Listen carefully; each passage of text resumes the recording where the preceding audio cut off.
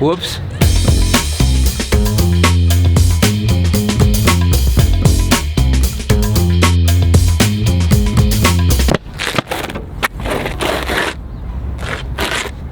Forgot about these. Oh God. Oh no. My grip tape.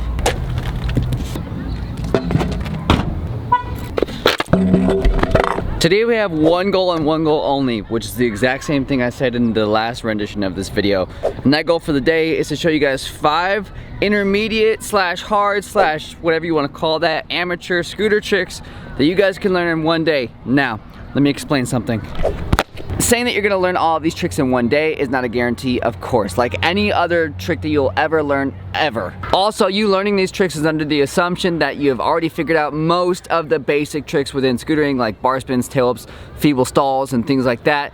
These are gonna be a little bit harder. They're not expert tricks. That's another thing I wanna clarify. These are not like professional grade tricks or things that you're gonna be throwing in a professional competition. This is more of like the introduction of your intermediate skill level bag of tricks. So, let's start it off with trick number 1, which is a firecracker. A firecracker is not a trick that you should probably start out doing on a 7 stair like this. You should probably start on something that's a little bit smaller, like maybe a 3 or 4 stair, like max. But this is definitely one of my personal favorite tricks to do here at Cal Oaks, or at any skate park for that matter, for the reason being, not a lot of people do them and they're really not that hard once you've figured out the initial idea of the trick. Now, first thing I want to say about this trick is the main thing that you want to do is lean back. You never, ever, ever, under any circumstances, want to lean forward while doing firecrackers, regardless of what you're doing them on. Because if you start to lean forward, there's no possible way that you're gonna save that. You're going over your bars and that's it. One trick you wanna make sure you have down really, really well when you're doing this trick is a manual. Gotta have those manuals down perfectly because it's essentially what this trick is surrounded with. As for your speed, you don't wanna be going too fast, you don't wanna be going too slow. If you're hitting something like a 7 stair, that's the only thing you really have around you, that's fine. You wanna be going kind of the speed that you're gonna be like just barely able to clear that set if you were to just kind of half jump it, if you know what I'm saying. That same thing goes for any 4 stair, 3 stair, etc. You'll know that you're going too fast for this trick if you gap over the first couple stairs and you only hit the last 2 or 3. That's not a good thing. The whole idea of this trick is to make that sound, that tuk-tuk-tuk-tuk, as many times as you can, which on a 7 stair you should hear it 7 times, on a 4 stair you should hear it 4 times, and so on and so forth.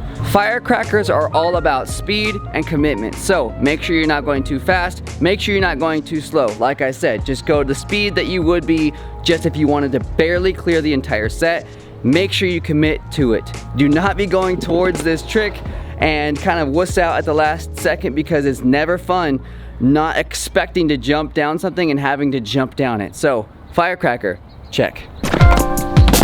The second trick on our list is a nose blunt, specifically on a quarter pipe. Now, you cannot do nose blunts on banks, so don't even try it. It's pointless, it's stupid, don't try it. But you can do nose blunts on like a curb or a very small ledge, and that's a great place to start out on this trick. The best part about this trick is you can kind of baby step your way up to it. You do not have to go directly straight at it. You can go kind of at an angle, which makes it a lot easier. You can kind of go into like an overcrook sort of thing, as opposed to going directly into a nose blunt, because nose blunts are scary to do, because if you miss, you're gonna loop forward and land with your side on either the edge of the ledge that you're trying it on, or on the coping on the quarter pipe that you're trying it on. So if you're learning it, go kind of at an angle so you don't have to like fully commit right away. Anytime you can half commit to something when you're learning it, that's a good thing. Well, except for backflips, can't do that. Yep. Ooh. The main thing that I can tell you guys about nose blunts is making sure that you kind of extend your legs at the right time. When I do nose blunts on a quarter pipe, I usually go up, I just do like kind of a small-ish 180, and at the last second, I just push my legs as far forward as they'll go, and I hope that I lock in. Now, if you're doing them on a quarter pipe like this 5-foot quarter pipe, and the coping is somewhat small, it's gonna be harder for you guys to actually lock in. Also, if the quarter pipe is kind of mellow, also gonna be hard for you guys to lock in. That's why anytime that I'm doing nose blunts on a quarter and trying to do a trick into them, it's usually on the 8-foot quarter pipe over here because this is a steeper quarter, so that means that the angle is a little bit steeper right there. So I have an actual 90-degree angle as opposed to having something that's like a little more mellow here. So it's, let me show you. See the angle here where the actual transition meets the top end? That's pretty steep, right? Versus this one where the transition is a little bit mellower and I don't have as sharp of an angle here. That makes it a lot harder to lock in. I'm not saying it's hard to do it on every single quarter pipe like this. It's just easier on quarter pipes like this. Nose blunts are really cool because, again, not a lot of people do them.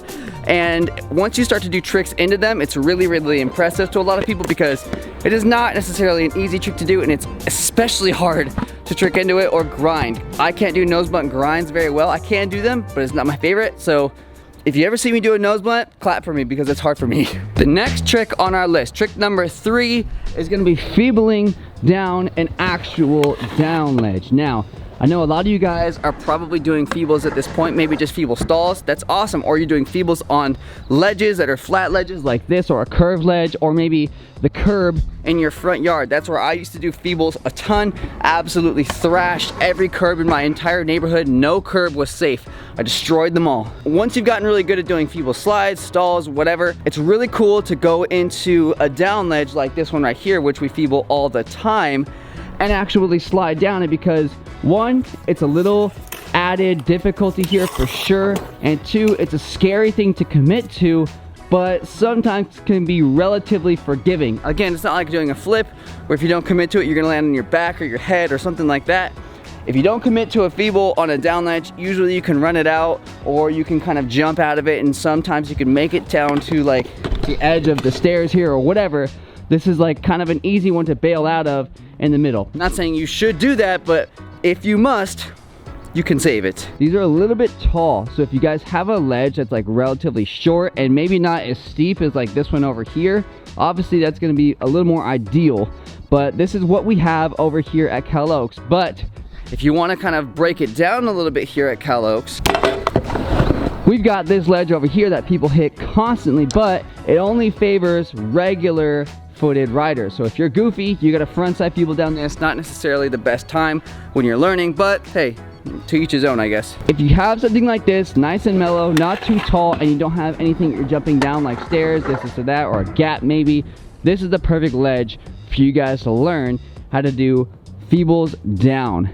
Biggest tip I can give you guys when it comes to feebling down the ledge is, again, starting a little bit wide. A lot of people would like to kind of go up to a feeble like kind of here, which is not a good idea because if you jump, you have the potential to hit on your way up, or maybe not getting your front wheel all the way up and just sliding down the side, and that's just not a good thing. But if you go at a much larger angle, you could essentially just jump and tag at the top here and at least start getting your feeble locked in. You get the idea of the feeble. So that's another trick you guys can learn in one day. It takes a little bit of practice, takes some building up to do it down ledges like this one over here, but starting small is a perfect thing to do when you're learning. Trick number 4. Trick number 4 is a trick that I kind of have a love-hate relationship. No, it is not Kickless's. That's a hate-hate relationship. But a love-hate relationship of a trick that I have are finger whips. Finger whips, and the reason that I have like a love-hate relationship with them is because I personally Superman with the wrong hand. So I actually do Superman totally wrong. That's why I don't like finger whips, because when I reach down to them, it's just odd. But this is most definitely one of those hard tricks that you guys can learn in one day. If you have a bank like this at your local skate park or maybe something like that, that's usually the best spot to do finger whips and actually really learn them, because you don't have to worry about like kind of going too far forward or too far back like you do on quarter pipes when you're learning specific tricks. And this is kind of a nice way to just mellow out and level everything when you're actually learning the trick. We have a great bank here we call the Big Bank at Cal Oaks. We have a large area to land for a fly out landing. You don't have to worry about a bunch of things going on unless it's busy, because then you have this trick ledge and people absolutely just hog this whole area. But if the only thing that you have at your local skate park to do these on is a quarter pipe, it's all good. Try it out, see what happens. One big tip that I can give you guys on finger whips, which actually took me a long time to learn myself, is to not bring the scooter up to you. If you bring the scooter up to you to hit the finger whip, it's a lot harder to force that scooter back down. Therefore, it's a lot easier for you to not lift the scooter up super high and you actually reach down further to it, because that's a lot easier for you to get your hand back up as opposed to getting your entire scooter back down and under your feet. So if you're learning finger whips, reach down. You want to get as much air as you can. Of course, hang time is your friend on this trick. Don't get discouraged. It's not necessarily an easy one to do because reaching down to your scoot is kind of odd, but hey, you might get it within the first few tries, and you might get it in one day. Trick number 5.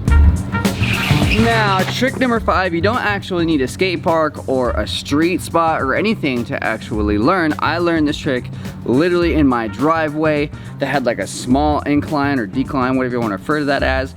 But you don't need that. You can just learn this in the street or in like a basketball court at your local city park or something like that.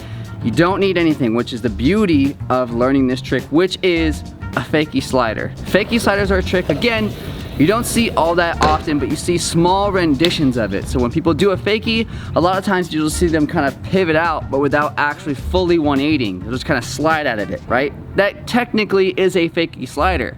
But we're talking about like an elongated Fakie Slider. So you going fakie, turning your front wheel slightly and sliding as long as you can. This is kind of like a John Reyes style move, but I do them a ton, especially here at Cal Oaks, because the actual floors here are nice and slippery. You want to lean back when you're doing this trick. You want to keep as little amount of weight on your front wheel as possible, because if you put too much weight on your front wheel, it's just gonna spin with you and it's not gonna work. I don't lean directly straight back. I kind of lean sort of back and to the side a little bit. So if you're turning right when you're doing a Fakie Slider, you wanna lean back and to the left just slightly, just a little bit. And if you turn left, you're gonna wanna lean back and to the right. So it's whatever way your heels are, that's the direction that you're gonna wanna be leaning in. You can go slow, you can go medium speed, or you can go fast at this trick. If you go fast at this trick, you're a beast. If you go slow, you're probably just learning, and all of them are perfectly fine.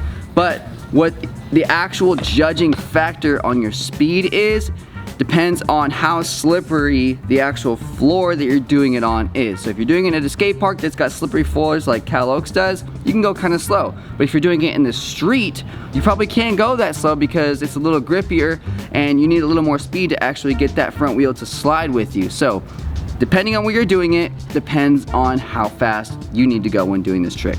Those are 5 tricks that are a little bit harder, intermediate, advanced, whatever you want to call it, that you guys can learn in one day. If you guys have a trick that you want me to talk about, let me know in the comments below. I'd love to help you guys out, give you a couple tips on that trick. That is going to do it for today's video. Thank you guys so much for watching. Hopefully you guys enjoyed. And do not forget, if you guys need to grab some scooter parts, cruise over to www.thescooterzone.com or just come in and stop by and see us. Hopefully you guys enjoy the shop. Hopefully you guys enjoyed today's video.